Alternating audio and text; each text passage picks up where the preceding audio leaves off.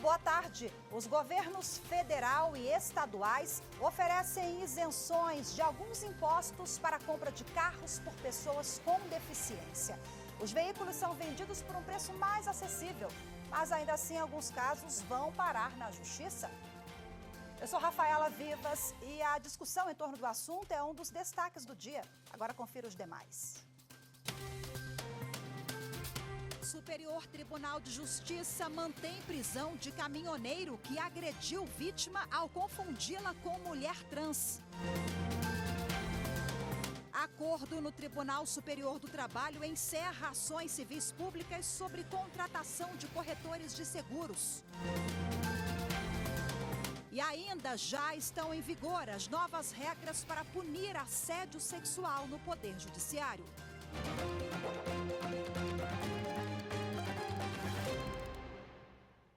O Superior Tribunal de Justiça manteve a prisão de um caminhoneiro que agrediu a vítima ao confundi-la com mulher trans. Confira os detalhes na reportagem de Catiúcia Neri. O pedido de habeas corpus que buscava a soltura do caminhoneiro foi negado pela presidente do Superior Tribunal de Justiça, ministra Maria Tereza de Assis Moura. Com essa decisão liminar, a ação não terá seguimento no STJ. A agressão aconteceu na saída de um banheiro em um restaurante na cidade do Recife. Segundo os autos, o caminhoneiro perguntou para a vítima se ela era homem ou mulher. Questionado sobre o motivo da pergunta, ele apenas respondeu para a vítima que ela estava no banheiro errado e deu um soco nela.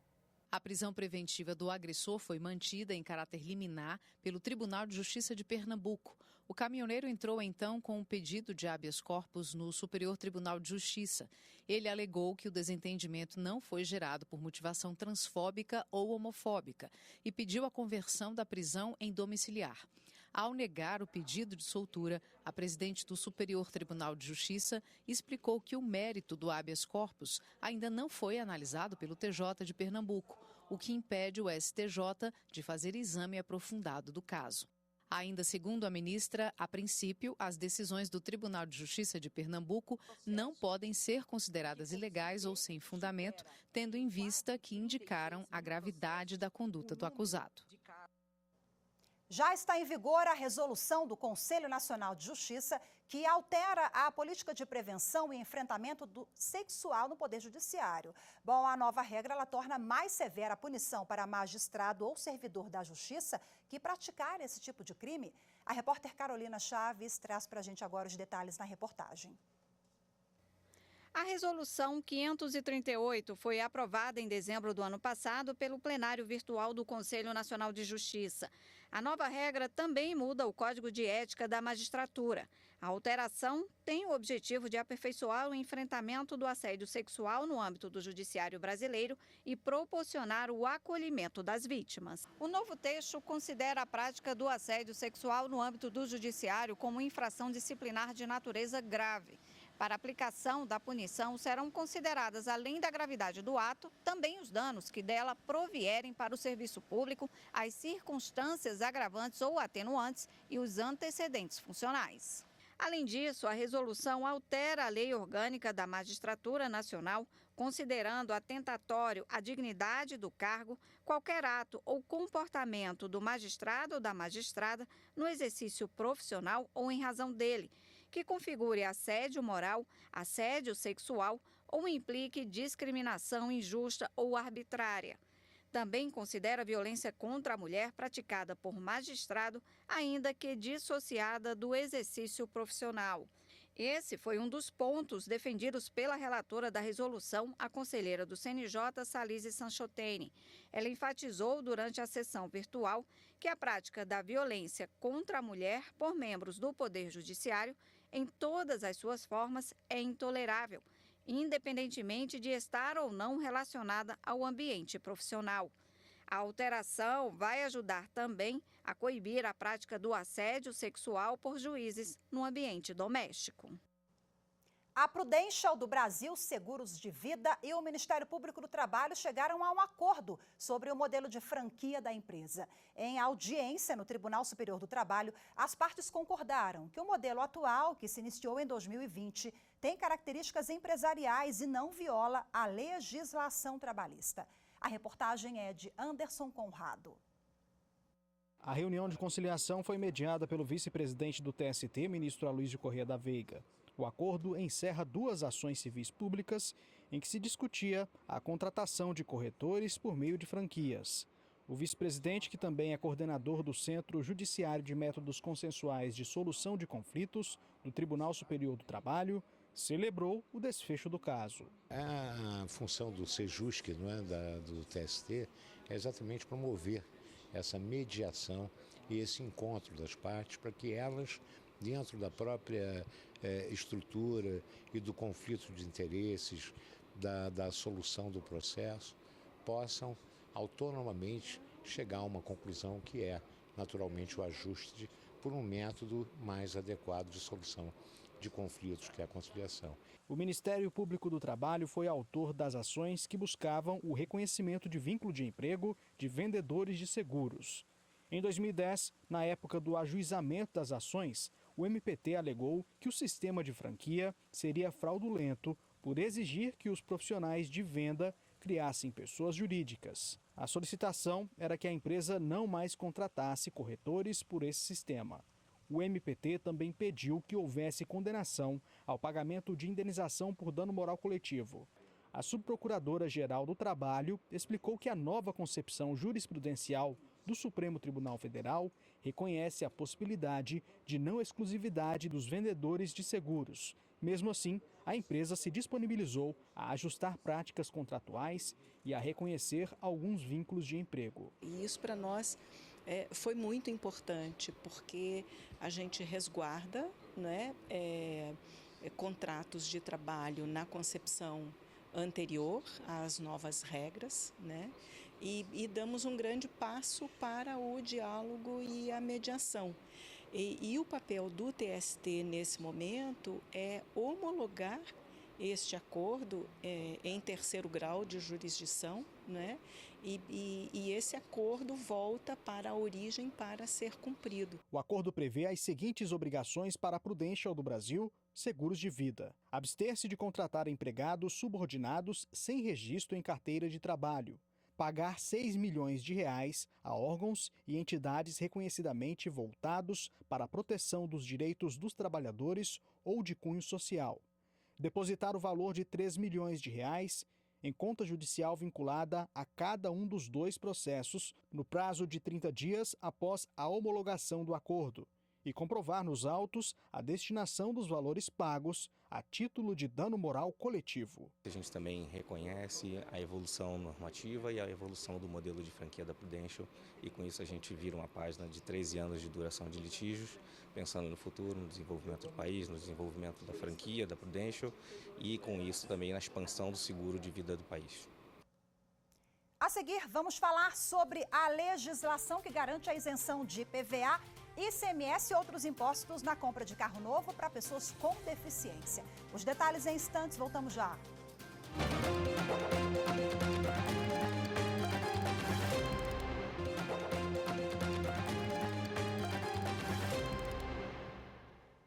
Uma idosa com deficiência auditiva e doenças crônicas precisou entrar na Justiça em Goiás para ter acesso à isenção de IPVA e ICMS na compra de um carro novo. O benefício é previsto em lei. Acompanhe na reportagem de Carolina Chaves. A súmula 40 do Tribunal de Justiça de Goiás, de 2016, prevê que a pessoa com deficiência tem o direito líquido e certo à aquisição de veículo automotor destinado a seu transporte, com isenção de ICMS e IPVA, tenha ou não capacidade para conduzi-lo. Foi com base nessa súmula que uma juíza do estado de Goiás decidiu que uma idosa portadora de deficiência auditiva e também de doenças crônicas tem direito à isenção de ICMS e IPVA na compra de veículo automotivo. A mulher de 74 anos possui problemas como lombalgia, osteoporose e artrose no joelho. Ela levou o caso à justiça depois de ter o pedido negado pelo estado de Goiás sob o argumento de que a idosa não comprovou o direito ao desconto de acordo com a lei. Mas no processo, a magistrada constatou que a autora, por ser pessoa com deficiência auditiva, tem direito à isenção do ICMS e IPVA para a aquisição do veículo, desde que o valor do carro não ultrapasse R$ 70 mil, como estabelecido na legislação. A magistrada ainda condenou o auditor fiscal ao ressarcimento de eventuais custas e despesas processuais. O caso está em recurso na Justiça, mas o advogado da autora da ação espera que seja mantida a isenção do ICMS e do IPVA. E o que se espera é que essa importante decisão do Judiciário goiano seja mantida, principalmente porque ela revela o reconhecimento de um importante direito no âmbito do Estado de Goiás, direito esse previsto em legislação, inclusive, para pessoas deficientes. Isso sem contar que tal decisão cumpre o papel efetivamente de fazer valer princípios constitucionais como o da dignidade da pessoa e da isonomia tributária. Bom, agora para a gente avançar nesse assunto, eu recebo aqui no estúdio da TV Justiça o advogado Jonas Hipólito. Seja muito bem-vindo. Boa tarde, doutor Jonas. Boa tarde, Rafaela. Bom, eu queria que você explicasse para a gente agora que, via de regra, essas isenções são concedidas às pessoas com deficiência e quando o caso vai parar na Justiça é algo excepcional, onde há um questionamento específico sobre o modelo do veículo ou uma dúvida do poder público, é isso? Exatamente. Hoje, via de regra, pela via administrativa, já é possível conseguir esse benefício, o benefício das isenções fiscais. Na esfera estadual, esses benefícios são concedidos pela Secretaria de Fazenda dos Estados. E de forma muito simples, com a apresentação da documentação, os laudos médicos que comprovem a deficiência física ou a doença crônica que comprometa a mobilidade do requerente, com essas comprovações não existem outros problemas que impeçam a concessão desse importante benefício. E aí, como nós mostramos na reportagem, esse caso é de Goiás, o ICMS e o IPVA são impostos estaduais e aí a alíquota varia de cada estado, né? Mas há uma lei federal sobre a política de inclusão e proteção a deficientes que versa sobre o tema também, né, doutor? Sim, o que existe hoje para concessão, mais especificamente do IPVA, normalmente as secretarias de Fazenda dos estados, elas estipulam regramentos específicos. É necessário sempre verificar se esses regramentos dos estados, eles estão de acordo com a lei. Com o laudo bem definido sobre aquele problema, é importante também frisar que esse laudo ele tem que ser feito por um médico credenciado aos órgãos de trânsito. E além de ser credenciado, o médico que seja habilitado pelo nosso Sistema Único de Saúde, o SUS.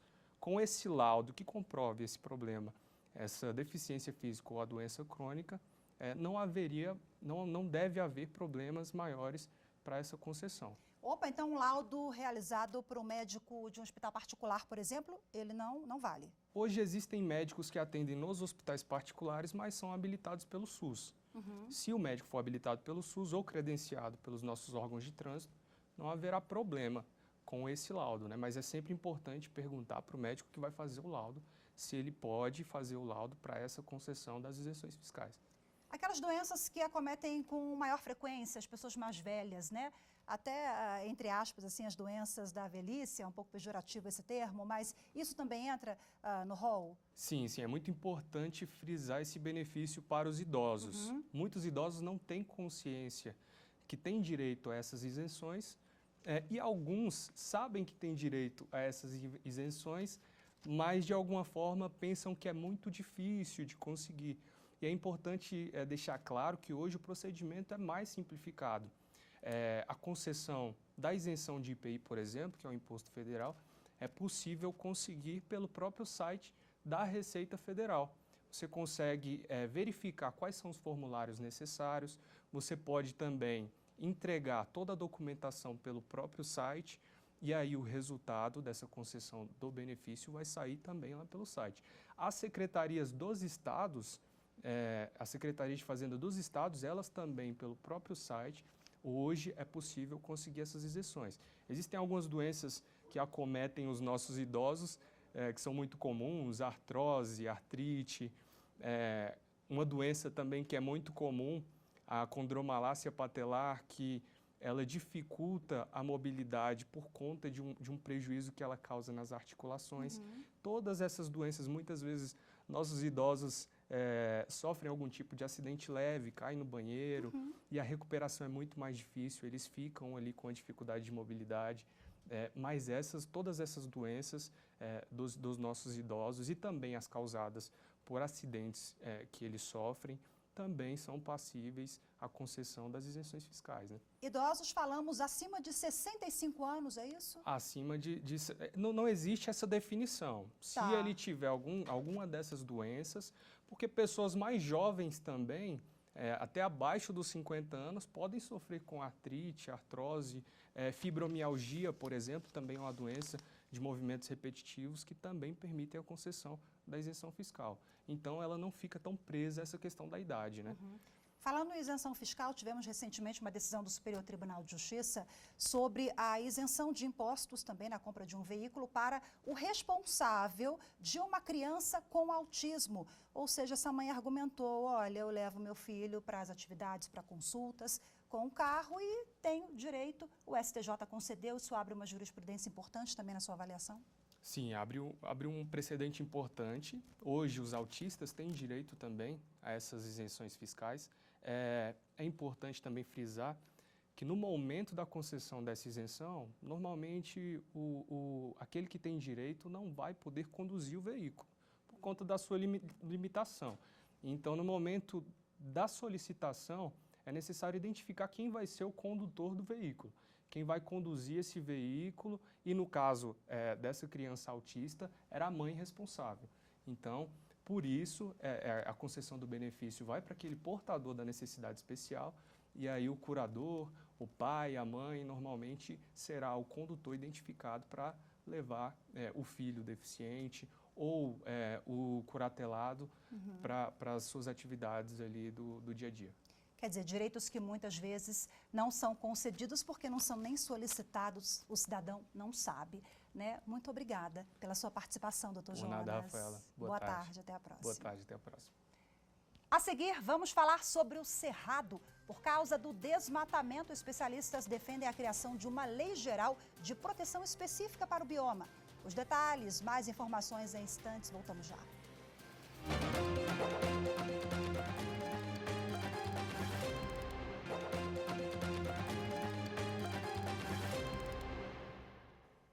Hoje é o último dia de inscrição para participar das audiências públicas sobre as regras para as eleições deste ano. A lista com as inscrições aprovadas vai ser divulgada no dia 22 de janeiro.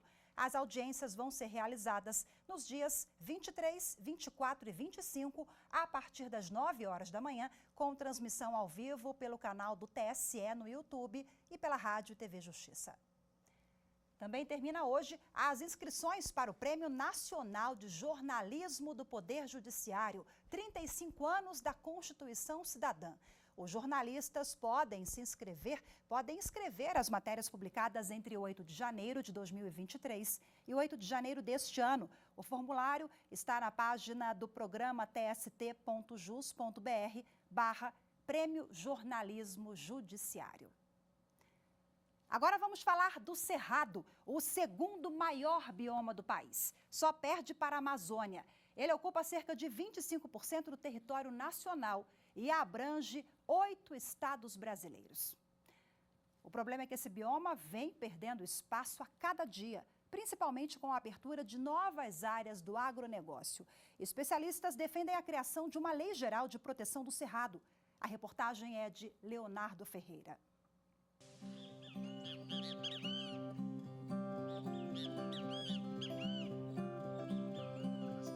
Um santuário da biodiversidade. Cerrado dos ipês, das árvores retorcidas, dos frutos de sabores marcantes como o pequi. Cerrado dos povos tradicionais, das águas, da fauna, da flora, da seca, do pôr do sol que inspira, da savana mais rica do mundo.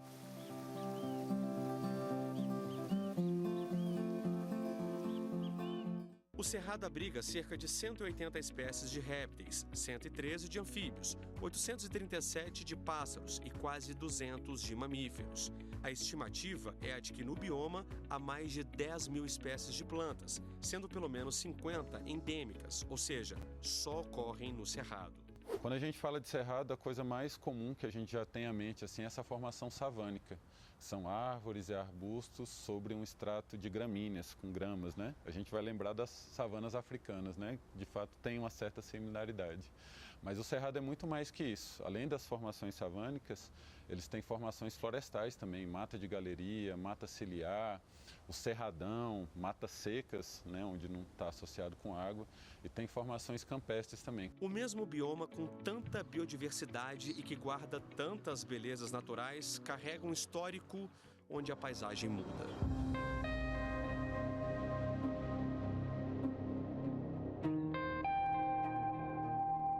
O Cerrado do desmatamento, das queimadas. Quando falamos sobre o desmatamento no Brasil e perda de áreas preservadas, logo vem à cabeça a Amazônia, onde está a maior reserva de biodiversidade do mundo. Enquanto os olhares se concentram por lá, o Cerrado vem perdendo espaço a cada dia. Metade da vegetação nativa não existe mais. O Cerrado se transformou em pastagens. Depois disso, você tem várias coisas. A agricultura, ela chega mais ou menos a uns 15% a 18% dessa área que foi aberta. Aí depois você tem um pouco de mineração, áreas urbanas, enfim. Vários especialistas têm falado que a gente está vivendo uma nova onda de mega extinção, né? Assim, numa velocidade muito grande. E perder a savana, né? Perder da forma que a gente está perdendo, com a velocidade, na velocidade que a gente está perdendo, isso aí é uma perda irreparável mesmo para a biodiversidade a nível mundial, né? Um levantamento divulgado pelo MAP Biomas revela que o Cerrado perdeu no ano passado quase 660 mil hectares de floresta nativa. É o equivalente a mais de 75 campos de futebol por hora. O coordenador do Programa de Monitoramento da Amazônia e demais biomas do INPE explica que o aumento do desmatamento foi para a abertura de novas áreas do agronegócio. E o que chama atenção é que as derrubadas foram autorizadas pelos governos estaduais. A maior parte desses desmatamentos eles estão ocorrendo no norte do Cerrado brasileiro, na região conhecida como Matopiba, que é o acrônimo para Maranhão, Tocantins, Piauí e Bahia. São os 4 estados que concentram a maior parte de aberturas do Cerrado nesse momento. Esse é um panorama que vem mostrando, né, nos últimos anos, a gente vem de crescentes aumentos de desmatamento no Cerrado, né, cada ano, nos últimos 4 anos, infelizmente, o valor do desmatamento total do Cerrado foi sempre maior que o ano anterior.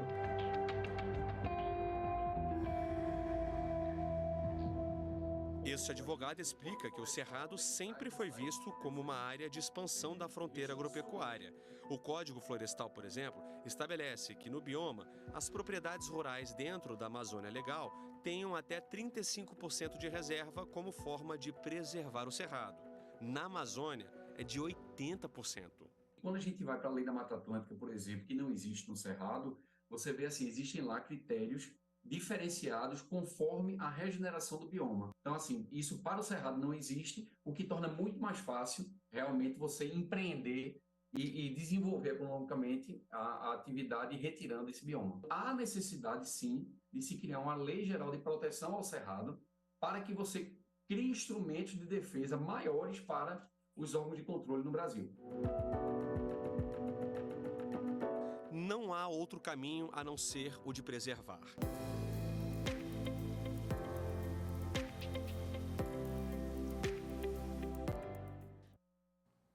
Olha, com essas imagens lindas desse nosso bioma tão rico, a gente encerra a edição de hoje por aqui.